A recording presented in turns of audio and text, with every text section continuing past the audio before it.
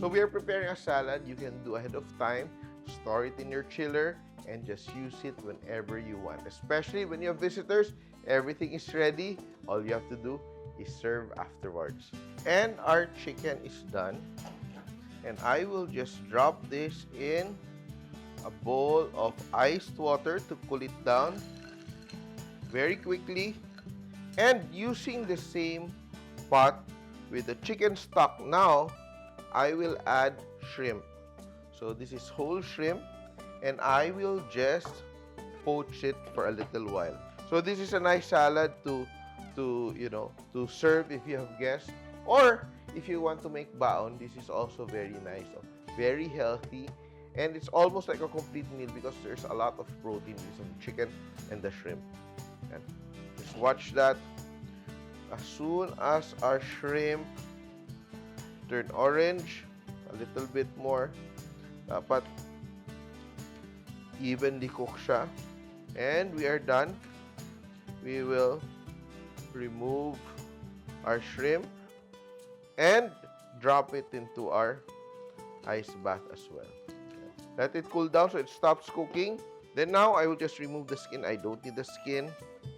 I will just shred this into pieces. So I will show you long pieces of boiled chicken, and you can add this to your salad. You can add it to your salad. You can add it to your noodles. Then just put it aside now. This one is already cooled down. You can make it as chunky or as fine as you want. But ako, I like it chunky. Now I will peel my shrimp. Tingnan mo, perfectly cooked siya. Not overcooked. Very nice, very shiny. Gentle. Yan, so you don't cut the tail. But today, we are making a combination of shrimp and chicken. So it's very meaty. Last piece, then we will clean up. Here, you notice I did not devein. No? Hindi ko tinanggal yung vein ng ating shrimp. What I will do, I'll cut it into half. Cross section, like that. And with a kitchen, and I just wipe off the vein to clean, to remove. And now I will arrange it here. So this will allow you to make very nice presentations, but also keeps your shrimp fresh and plump and cooked perfectly. And the last piece. So simple to do, so convenient if you do this ahead of time. No? Just cover it up and put it in your chiller. Yan. O, di ba? Ang dali lang. And we just leave our poached shrimp and our chicken in the chiller until we need. Ang maganda dito sa refrigerator na to, kahit malaki siya, you don't have to worry about cross-contamination because meron siyang T-Fresh function, kills 99.9% of all the bacteria. So you know that your food will be safe to eat anytime. For the meantime, let's make some salad dressings. Now, I'll make a dressing that will keep for a long time, 1 week, 2 weeks, hindi siya masisira. Kaya, just, add a little to your salad for some flavor. This one's a very light salad, very Thai-inspired. And we start with Thai Patis. And I will also add vinegar, just regular white or distilled vinegar. I will also add sugar. I will grate garlic, a piece of garlic, a clove of garlic. Lime zest to give it a very nice aroma. And I will also cut this and get the juices out. I have a strainer here. Get as much juice as you can. What you can do, parang ganito, medyo very tough pa yung ating lime, no? The more it's ripe, the riper it gets, the more easier it is to get the juice. But in this case, medyo hindi pa siya ganun ka ripe and it's still very firm. So just get a fork to help me extract as much of the juice as possible. We don't want to waste anything, no? And here, I will just add for a bit of color and a bit of kick some bird's eye chilies. So, eto siya. This is how you do it. I will show you. What I do is I will rinse this and try to remove as many seeds as possible before adding to my salad dressing. All I have to do now is whisk this. You can also add a bit of cilantro, or you can use spring onions or scallions just for some greens. Ayan, no? Simple. And I will just mix it all up. Let me taste. I have to taste. Eto, it's not too sweet, not too sour, not too spicy. It's perfect. And I have here my funnel and my salad dressing bottle. And to give it a bit of color, I just add a bit of liquid seasoning. And that's it. And all I do now is transfer it into my bottle. And I can keep it in my chiller for a few days. The Nuoc Cham is done. Now I'll keep it in the chiller for all the flavors to come together and develop. Now I will make another one, a peanut dressing that will also do very well for barbecues, but also for salads like this one. This time I will be making a very simple peanut sauce, and of course we will be using peanut butter to make our life easier. Soy sauce, sugar, a bit of sriracha or hot sauce. You don't have to if you don't want. And I'm grating a clove of garlic again. I'm also adding zest from our lime. Add a bit of vinegar and juice of our lime. And this time I will only be using half a lime. Just half a lime. And I will blend everything together. Stir, stir, stir.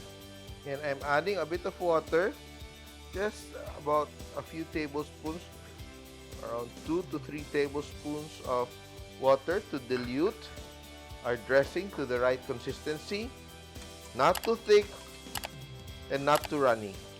And now I will add my sesame oil. Just a bit of sesame oil for that nuttiness. Add freshly cracked black pepper. Blend, blend. Be sure there are no lumps. Very simple. Very easy to do. It's time for me to taste. If we need to make adjustments. Very important to taste your dressings. Nice. A little bit more water.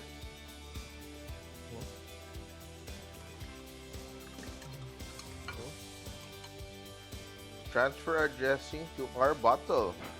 And we can again store it in our TCL refrigerator. So easy. Every time you need, you just pour a bit into your salad. And we are ready for later. And I'm adding another layer of texture to our salad. I am frying sotanghon or vermicelli noodles like that. And we will use it as a bed for our salad. Very nice, no? Added texture, added deliciousness. And this is the last thing we are going to prep. Now it's time for us to assemble our salad. And I'm sure you're all excited. So what I love about this very big TCL refrigerator is that it has a lot of space. So I can have all my preps done without sacrificing my other kitchen ingredients. And ito, my salad, which I prepped earlier, I will assemble for you. Diba? My dressings are done. Napakadali lang, no? A bowl. And I will just add my fried vermicelli fried noodles to give my salad some height. A little bit more. And I already have my salad greens. I'm using romaine here. And the nice thing about it, everything is rinsed and ready to go. Have my bed of I have some red onions. I also have here sliced cucumbers. Tomatoes, optional, but I love tomatoes in my salad, so I will add tomatoes. So it's really up to you what you like to add, what you like to eat. Now, I will add my boiled chicken for some protein. And I have my shrimp.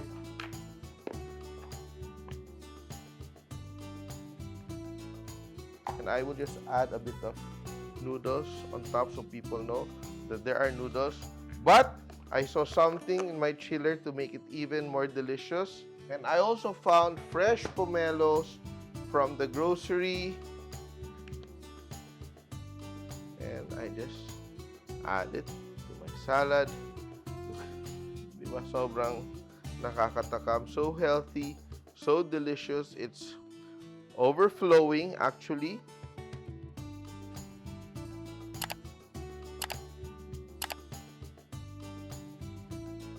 I love pomelo.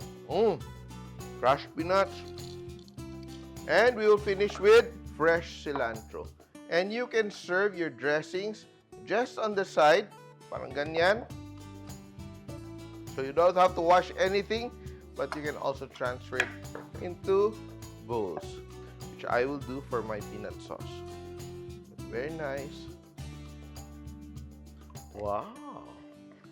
And I'm trying to be healthy. Kaya perfect itong salad na to. I have my greens, I have my chicken, a bit of noodles, shrimp, cilantro. Yeah. That's perfect.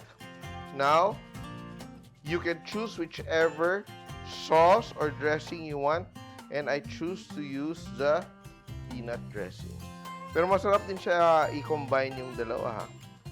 Perfect, perfect, perfect, perfect. And I will compose the perfect bite. A bit of noodles, the egg, the shrimp, and the pomelo. Dapat magkasya, ha? Salads can really be exciting. You can eat healthier without sacrificing flavor and texture.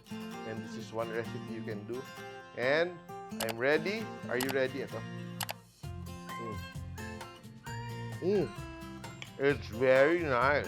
Try it to my other dressing.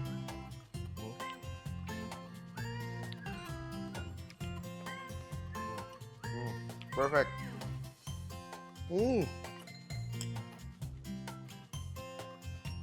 Mas masarap sa pag-combine. Ang sarap. Perfect crunch. Bit of spice. Refreshing. It's a winner. Sabay-sabay tayo maging healthy and live stress-free by preparing our food ahead of time. And let's make this Thai-inspired chicken, shrimp, and pomelo salad. Simpol!